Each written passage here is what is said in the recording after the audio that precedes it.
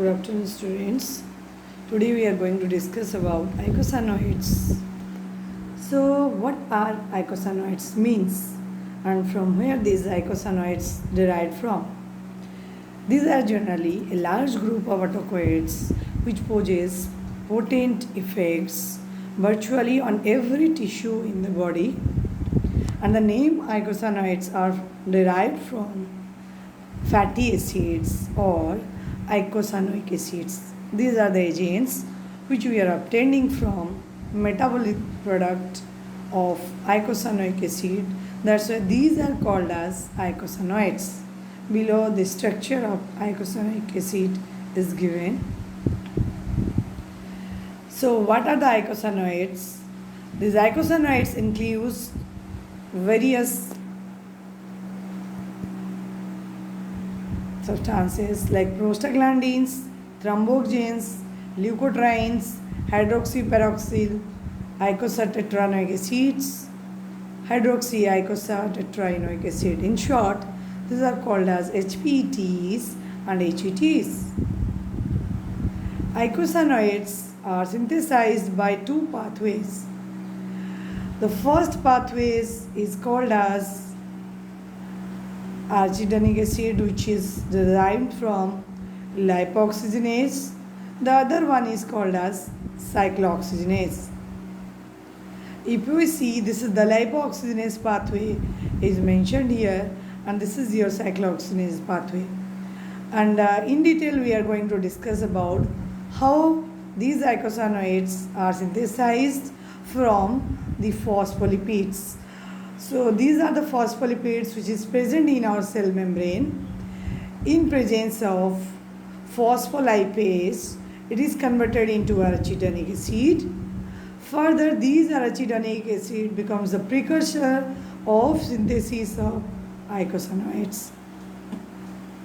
As these arachidonic acid in presence of enzyme lipoxygenase will produce the type of eicosanoids are called as leukotrienes, whereas some of the arachidonic acid will be breakdown by COX. In short, cyclooxygenase is called as COX. They can produce prostaglandins. These prostaglandins are further be classified according to their action, according to their primary and secondary nature: PGF alpha, PGI2, PGD2, PGE2 and thromboxanes. Other than these, there are two drugs you can see here mentioned. The one which is called as corticosteroids. Commonly we are using these corticosteroids as anti-inflammatory drugs in any kind of inflammation, like in rheumatoid arthritis as well as in other inflammatory disorder including IBD. These corticosteroids are useful as a drug, and this is the mechanism by which it reduces inflammation by targeting the enzyme phospholipase. So breakdown of phospholipase or absence of phospholipase will not activate the production of arachidonic acid, which is the precursor behind these eicosanoid synthesis.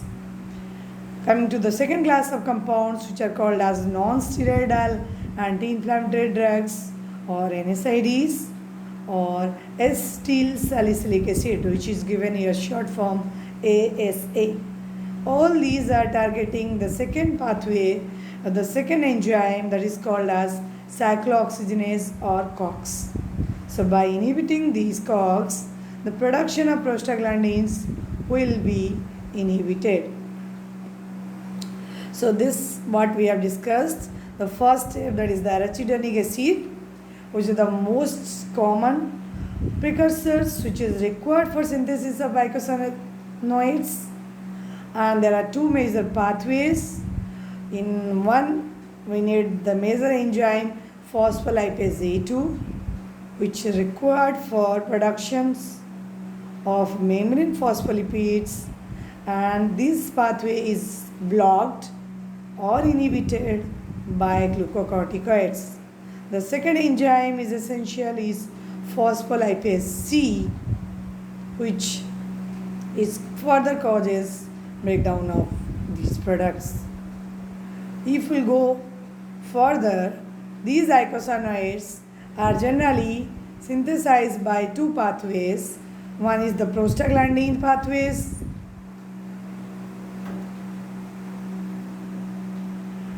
The other one is this leukotriene pathway.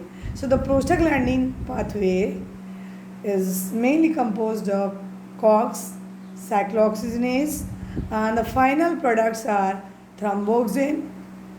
And other than that, the primary prostaglandins which are produced are prostaglandin E or PGE2, prostaglandin F or PGF alpha 2 alpha, then prostaglandin D or PGD. Other than that, prostacyclins are also called as PGI2.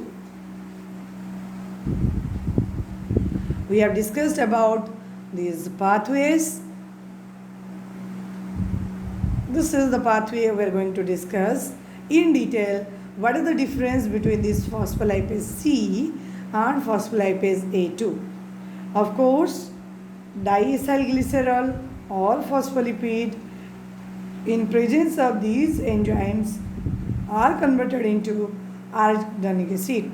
And as I have mentioned you earlier, arachidonic acid is what? This is the precursor moiety which is needed for initiating the synthesis of prostaglandins. So let us discuss what happens to this arachidonic acid. Now, this arachidonic acid either follow the pathway on which lipoxygenase is the enzyme which helps in further breakdown of arachidonic acid into hydroperoxyicosahexatronic acid, that is HPETE, and this HPETE is further converted into leukotrienes, that is LTA4, though they are very unstable in presence of glutathione. They are converted into leukotrienes C4, then leukotriene D4, and the stable one leukotriene E4. Further, if we will go to other part, partially this leukotriene production will occur, but some part of arachidonic acid or some concentration of arachidonic acid will further be breakdown in presence of prostaglandins synthase, that is also called COX1 or COX2. That is, we said cyclooxygenase 1 and cyclooxygenase 2, and these peroxidase further causes breakdown of arachidonic acid into prostaglandins. So these prostaglandins are further classified into PGD, E, F, and this, other than that, PGD2, PGE2, PGF2 alpha in presence of the enzymes prostacyclin synthesis or synthetase, PGI2 is produced, which is called as prostacyclins. These prostacyclins in presence of endothelium is converted to 6-keto PGF1 alpha. Further, some portions of prostaglandins, that is PGS2, in presence of enzyme thromboxane synthase is converted to TXA2, or this thromboxane TXA2 become very unstable, immediately converted to thromboxane in platelets. So the icosanoids are short plasma half-lives, typically only 0.5 to 5 minutes, and they are responsible for many catabolic processes which occur in our body, including lungs. Metabolites are excreted in the urine.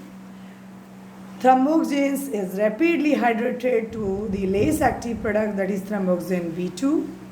Then prostacyclins, that is PGI2, is hydrolyzed to 6-keto PGF1 alpha. So in summary, various icosanoids are synthesized in our body. Synthesis can be tissue specific, like prostacyclins is synthesized in the endothelial cells and vascular smooth muscles.